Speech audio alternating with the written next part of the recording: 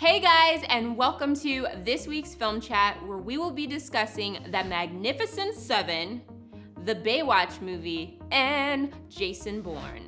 The Magnificent Seven's trailer just dropped and it looks pretty dope. And this is coming from a girl that does not care for Westerns personally. The Magnificent Seven is directed by Antoine Fuqua. And if you guys don't know who that director is, because I just butchered his name, he is the director behind Training Day, which actually starred Denzel Washington and Ethan Hawke, which star in The Magnificent Seven. To let you guys know what The Magnificent Seven is about, it is a remake of the 1960s version, which starred Steve McQueen. Now, the difference is, this is not so much a remake, this is a reimagining. It's about 7 men that are enlisted to take down this merciless killer that's basically terrorizing this small town. So it's up to them to kind of protect this town, and it's 7 men. Now, the difference between the 1960s version and this version is, it is a very diverse cast. Look at it, it's glorious, it's delicious. And the reason it's such a diverse cast is Antoine made it very clear that he wanted to represent a movie and do a movie that was based on the world that we live in today. The main characters are not carbon copies of each other. All of the characters in this Magnificent Seven by Antoine are original characters, from Denzel Washington to Chris Pratt to Ethan Hawke. Chris Pratt is bringing his Chris Prattanism charm, and Denzel Washington is just happy to get on that horse because he's getting a bit old up in there.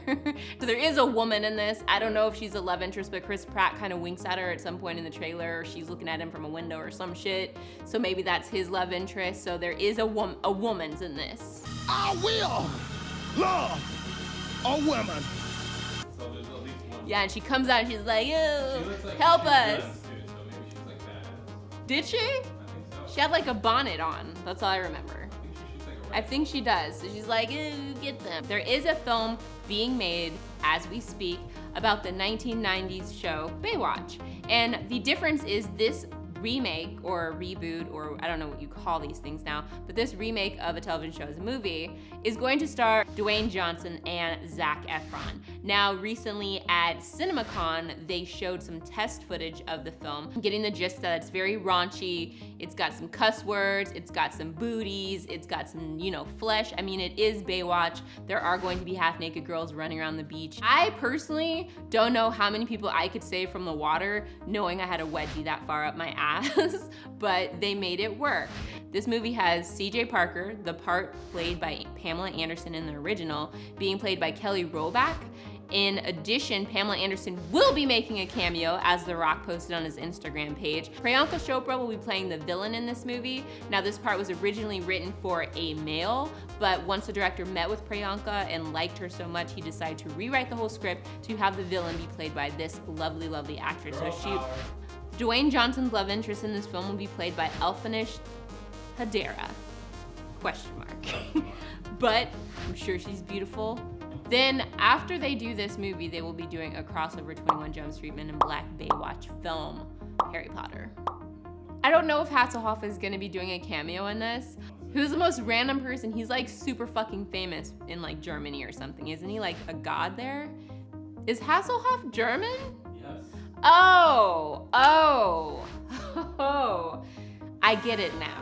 The Jason Bourne trailer just dropped, starring Matt Damon, and brings him back to the film franchise after 9 years. Matt Damon had said before that he would not return to the Bourne franchise unless Paul Greengrass, the director that directed The Bourne Supremacy and also The Bourne Ultimatum and worked with Matt Damon on those films, was to return. So basically, this film is about Jason Bourne now realizing who he is and kind of fitting the pieces from his past together to get a full picture.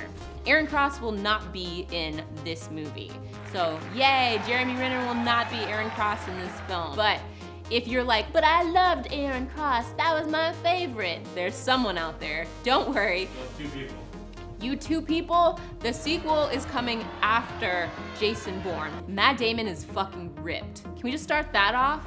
Matt Damon sometimes looks old as hell with his glasses on and stuff, but this movie, he ripped himself up. That's a new term, ripped himself up. It means look at this body. That is it for this week's film chat, where we talked about The Magnificent Seven, the Baywatch film, and Jason Bourne. As always, make sure that you share, like, subscribe, and comment. Comment down below. Let me know what you think of these films, and I will see you some other time. That was a mess up, but stay creative.